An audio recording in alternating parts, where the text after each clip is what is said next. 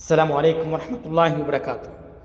அன்பான ரியாத் வாழ் தமிழறிந்த சொந்தங்களே, பத்ஹா தாவா வழிகாட்டு நிலையம் வழங்கும் 62வது மாதாந்திர மார்க்க சிறப்பு நிகழ்ச்சி இன்ஷா அல்லாஹ் மே 30 வியாழக்கிழமை இசா தொழுகை தொடர்ந்து சரியாக 8:15 மணி முதல் பத்ஹா சம்சியா ஜும்மா பள்ளியின் மேல்தளத்தில் வைத்து நடைபெற உள்ளது.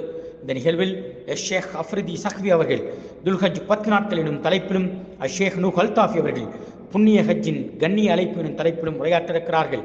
கேள்வி பதில், பரிசல்கள், இரவு உணவு என அனைத்தும் ஏற்பாடு செய்யப்பட்டுள்ளது.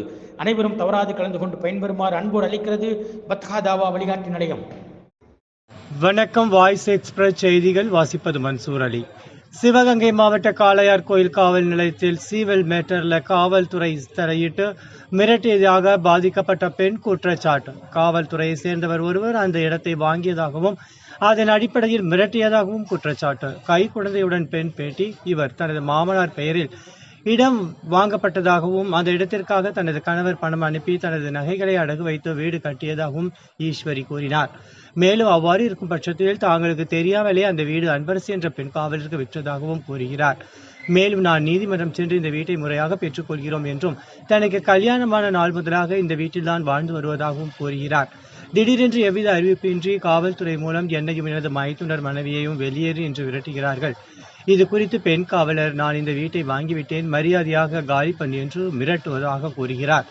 இது குறித்து கை குழந்தையுடன் உள்ள பெண்ணிற்கு மாவட்ட நிர்வாகம் தனி கவனம் செலுத்தி முறையான நீதி வழங்க வேண்டும் என்றும், எங்களை திடீரென்று கை குழந்தையுடன் வெளியே போக சொன்னால் எங்கு போவது, நானும் என் குழந்தையும் தற்கொலை செய்து கொள்வதை தவிர வேறு வழி இல்லை என்றும் கண்ணீருடன் கூறினார். மாவட்ட நிர்வாகத்திற்கு அந்த பெண் கோரிக்கை விடுத்துள்ளார். இத்துடன் இச்செய்தி அறிக்கை முடிவடைந்தன. மீண்டும் அடுத்த செய்தியில் சந்திப்போம். அதுவரை வாய்ஸ் எக்ஸ்பிரஸுடன் இணைந்திருங்கள். வணக்கம். ஈஸ்வரி, எனக்கு கல்யாணம் ஆகி 2 வருஷம் ஆச்சு. பருத்திக்கம்மா காவேரி நகரில் தான் வீடு, 2 வீடு. இங்கே தான் எனக்கு கல்யாணம் நடந்துச்சு. என் வீட்டுக்காரன் நானும் இங்கே தான் குடியிருந்து வந்தோம். குடி இருக்கையில் திடீர்னு ஒரு போலீஸ்கார அம்மா வந்து நான் அன்புக்கரசி அவள் பேரை சொல்லி, நான் அந்த வீட்டை வாங்கிட்டேன், வீட்டை விட்டு நீ உடனே காலி பண்ணு அப்படின்னு சொல்லி என்னை வந்து அராஜகமாக பேசுனாங்க. நீ எப்படி, நீங்கள் யாரை கேட்டு வாங்கினீங்கன்னு நான் திரும்ப கேட்டேன். அவங்க என் மையன்ட்டெல்லாம் நீங்கள் கேட்கல வைக்கல அப்படின்னு சொல்லி நான் கேட்டதுக்கு, இல்லை நான் வாங்கிட்டேன், வீட்டை நான் வாங்கிட்டேன் அப்படின்னு என்னை அராஜகமாக பேசி வீட்டை உடனே காலி பண்ணணும் அப்படின்னு சொல்லி என்னை அராஜகமாக பேசிட்டு காளையார்கோவில் ஸ்டேஷனில் என்னை கம்ப்ளைண்ட் பண்ணியிருந்தாங்க. எஸ்ஐ சார் வந்து என்னை விசாரித்ததில் ரொம்ப அராஜகமாக என்னை பேசினாங்க. வாடி போடி என்று நான் ரொம்ப அராஜகமாக என்னை பேசி உள்ளே 3 மணி நேரம் என்னை உட்கார வச்சுட்டு, நான் கை குழந்தையோட உள்ளே உட்காந்துருந்தேன். 3 மணி நேரம் ஆயிடுச்சு உள்ளே உட்காந்துருந்தேன். அப்புறம் எங்கள் ஊர் பிரசிடெண்ட் எல்லோரும் வந்து தான் என்னை பேசி வெளியே கூட்டிகிட்டு வந்தாங்க. என் வீட்டுக்கு அந்த வீடு கட்டையில் என் வீட்டுக்கார முழு சம்பாத்தியத்தில் தான் வீடு கட்டினது. என்னோட 25 பவன் நகையை கல்யாணம் பண்ணி வந்தோடனே என் மாமியா எல்லாத்தையும் ஏமாற்றி வாங்கிட்டாங்க.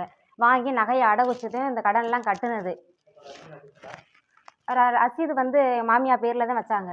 ஏமாற்றி வாங்கி மாமியா பேரில் தான் வச்சுருக்காங்க. எல்லாமே 25 பவன் நகையை கொடுத்து என் வீட்டுக்காரர் தான் வாங்கி கொடுத்து அடகு வச்சுருக்காங்க. என் வீட்டுக்காரர் வந்து வெளிநாடு போயிட்டாங்க. இப்போ வெளிநாட்டிலேருந்து பணமும் அங்கே தான் கொடுத்து கடனை கட்டுறதுக்கு எல்லாம் கொடுத்தாங்க.